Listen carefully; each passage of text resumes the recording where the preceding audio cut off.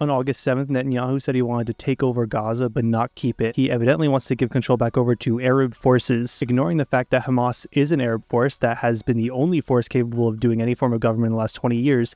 Israel is performing a genocide in Gaza. Netanyahu's psychotic rationale is a blatant display of an ultra-fascist Zionist warmonger. Since 2023, Israel has bombed hospitals, schools, places of worship, nearly every building. You can see a comparison in Google Earth from 2023 to today. It's disgusting. They've also been murdering children, raping hostages, and starving the population. This starvation is also completely manufactured, and it has been manufactured for decades. In 2006, an advisor to the Prime Minister of Israel said, "The idea is to put the Palestinians on a diet, but not to make them die of hunger." This is from 19 years ago. Since 2023, they've also stopped an absurd amount of aid from crossing the border. There's clips of Israeli citizens blocking aid from last year. Even with the recent increase in aid, there still isn't enough food to feed people one full meal a day. The people in Palestine also can't farm because everything's been fucking bombed. Israel has also made it illegal to fish. The only way for Palestinians to get food is by going to these aid sites, which is incredibly dangerous. At least 859 Palestinians have been killed trying to get food between May 27th and July 31st. These are people just desperately trying to get food and water to survive that are being murdered. Netanyahu has also recently tried to act as if the airdrops are a massive success. Airdrops are notoriously ineffective and are used as a last resort. Doctors Without Borders called airdrops notoriously ineffective and dangerous, forcing people to risk their lives for food. It's reported that 5 people died last year from airdrops in Gaza. Recently, packages have been falling on tents and injuring people there. Airdrops are also incredibly expensive compared to,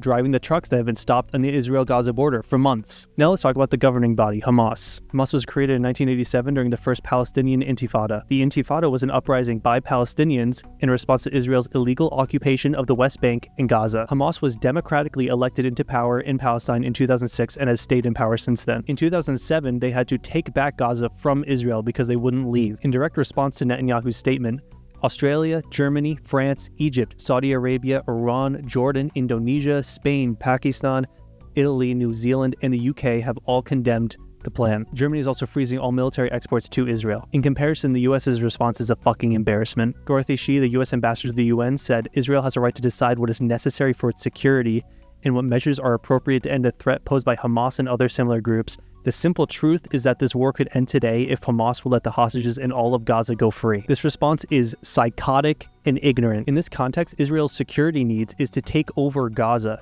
which objectively is illegal, and Israel can't do that and cannot decide that. Dorothy Shih is just a fucking idiot. Trump also had a pathetic message saying it's out of his hands. We just voted to spend $500 billion on Israel's military. We absolutely have a right to decide where they spend that fucking money. Israel's plan here is not to help Palestine, it is to complete their genocide.